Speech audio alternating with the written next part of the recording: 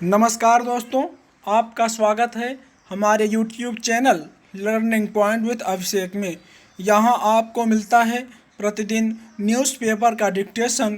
इसलिए अगर आप हमारे चैनल पर पहली बार आए हैं तो चैनल को सब्सक्राइब कीजिए और बेल आइकन प्रेस कीजिए ताकि अगले वीडियो की नोटिफिकेशन आप तक सबसे पहले पहुँचे। वीडियो को लाइक कीजिए, अपने दोस्तों को शेयर कीजिए और अंत में हमें कमेंट करके ज़रूर बताइए कि आपको ये डिक्टेशन कैसा लगा। Ready, start. अगले हफ्ते अयोध्या में जब शिलान्यास होगा भव्य राम मंदिर का, तो शायद एक ऐसे विवाद का अंत हो जाएगा जो विवाद होना ही नहीं चाहिए था। विवाद बना तो उस झूठी धर्मनिरपेक्षता के कारण जो सेक्युलर कांग्रेस पार्टी का मजहब बनी रही है 1947 के बाद से। इसका बुनियादी उसूल था हिंदुओं और मुसलमानों की आस्था के साथ खिलवाड़ करके दोनों के वोट बटोरना। मज़े की बात यह है कि इस झूठे सेक्युलरिज्म का पर्दाफाश कांग्रेस ने खुद किया था जब राजीव गांधी ने कट्टरपंथी मुसलमानों को खुश रखने के लिए एक ऐसा कानून पारित करवाया लोकसभा में जो शरीयत पर आधारित था। उसके बाद जब एक संविधान की गूंज सुनाई दी देश भर में और हिंदुओं का विरोध चरम सीमा पर पहुंचने लगा, तो उनको खुश रखने के लिए अयोध्या में उस विवादित मंदिर मस्जिद के ताले खुलवा दिए राजीव गांधी ने, जो मुसलमानों के लिए बाबरी मस्जिद थी और हिंदुओं के लिए राम जन्मभूमि। याद कीजिए कि 1989 के चुनावों में राजीव गांधी ने अपना चुनाव अभियान शुरू किया था अयोध्या में राम मंदिर के शिलान्यास में शामिल होकर और राम राज्य का वादा बुलंद करके। वादा भी झूठा था और राजीव गांधी का सेक्युलरिज्म भी झूठा था। इस किस्म के सेक्युलरिज्म ने ही उस कट्टरपंथी हिंदुत्व को जन्म दिया है जो नरेंद्र मोदी के प्रधानमंत्री बनने के बाद देश भर में आग की तरह फैला और जिसका आधार है मुसलमानों से नफरत। इस किस्म के हिंदुत्व ने भारतीय मुसलमानों में डर पैदा किया है कि मोदी सरकार की सोची समझी रणनीति है उनको दूसरे दर्जे का नागरिक बनाने की। प्रधानमंत्री कहते तो हैं बहुत बार कि वे सबका विश्वास लेकर चलना चाहते हैं, लेकिन उनके साथी और समर्थक अलग भाषा बोलते हैं। सोशल मीडिया पर उनके गृह मंत्री के भाषण अक्सर स्पष्ट करते हैं कि उनकी नज़र में मुसलमान दूसरे दर्जे के नागरिक बन चुके हैं भारत में। याद कीजिए उन्होंने दिल्ली चुनावों में प्रचार करते हुए किस तरह के भाषण दिए थे। यह महामारी ना आती तो शायद आज भी मुसलमान सड़कों पर उतरकर विरोध कर रहे होते। नागरिकता कानून में संशोधन को लेकर मेरी नज़र में उनकी चिंता जायज़ है, लेकिन ऐसा कहने के बाद यह भी कहना ज़रूरी समझती हूँ कि इस कौम के नेताओं ने अयोध्या को लेकर जो लड़ाई लड़ी है पिछले 3 दशकों से, वह गलत थी। अयोध्या में राम मंदिर का विरोध करना बेवकूफ़ी थी और इसकी वजह से सबसे ज़्यादा नुकसान हुआ मुसलमानों का। विवाद सुलझाया जा सकता था, लेकिन इस्लाम के पहरेदारों ने होने नहीं दिया। बाबरी मस्जिद के गिराए जाने में उनका उतना ही योगदान रहा है जितना कट्टरपंथी हिंदुओं का।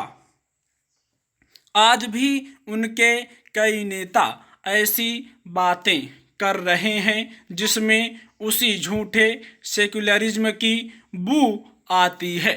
ऐसी बातें करते हैं ये लोग जैसे आस्था का अधिकार सिर्फ मुसलमानों को है। कभी स्वीकार नहीं करते हैं कि हिंदुओं की अगर आस्था है कि राम भगवान का जन्म वहीं हुआ था जहां बाबर ने अपनी मस्जिद बनाई थी, तो उस आस्था का उनको सम्मान करना चाहिए। अयोध्या राम भक्तों के लिए काबा है। काबे पर अगर किसी विदेशी हमलावर ने मंदिर या गिरजाघर बनाया होता तो क्या उसको गिराया ना जाता? संकेत मिल रहे हैं प्रधानमंत्री कार्यालय से कि अगले सप्ताह राम मंदिर के शिलान्यास समारोह में प्रधानमंत्री उपस्थित होंगे और इसका विरोध कर रहे हैं असदुद्दीन ओवैसी जैसे मुस्लिम नेता धर्मनिरपेक्षता का हवाला देकर। भूल जाते हैं शायद कि उनका सेक्युलरिज्म उतना ही झूठा है जो कांग्रेस पार्टी का रहा है। भूल जाते हैं कि इस्लाम के नाम पर बंटवारा हुआ था इस देश का, लेकिन इस बात को बिल्कुल नहीं भूले हैं करोड़ों हिंदू।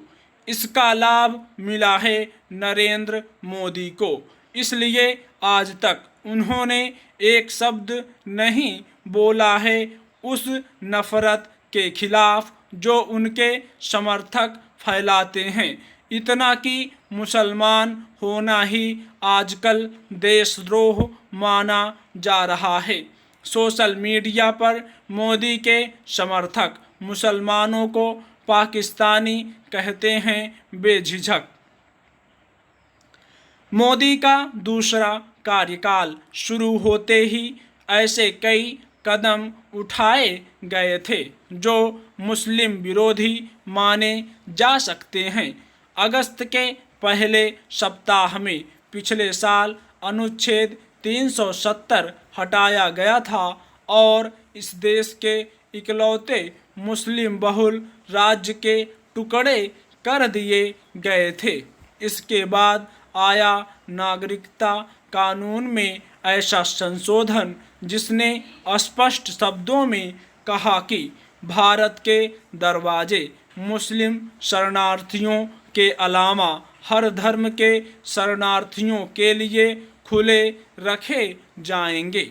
जब देश के शहरों में मुसलमान विरोध प्रदर्शन करने लगे तो उन पर देशद्रोह का आरोप लगाया गया, बावजूद इसके कि उनके हाथों में तिरंगे थे और संविधान भी। ऐसे माहौल में हो रहा है अगले सप्ताह अयोध्या में राम मंदिर का शिलान्यास।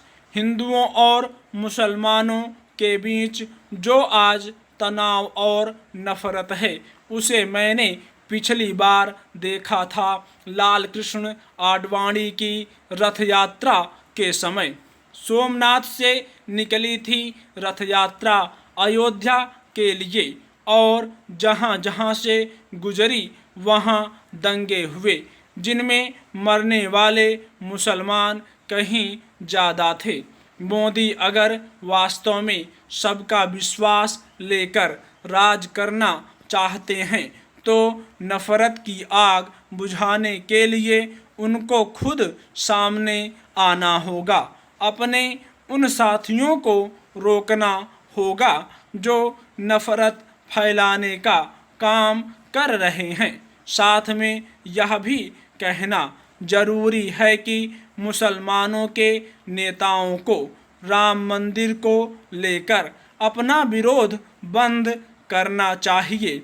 नहीं ऐसा करते हैं अगर तो हिंदुत्व के कट्टरपंथी सिपाही शिलान्यास के फौरन बाद शुरू करेंगे मांग कृष्ण जन्मभूमि और विश्वनाथ मंदिर को लेकर।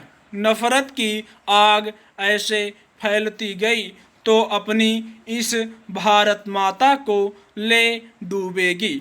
स्टॉप।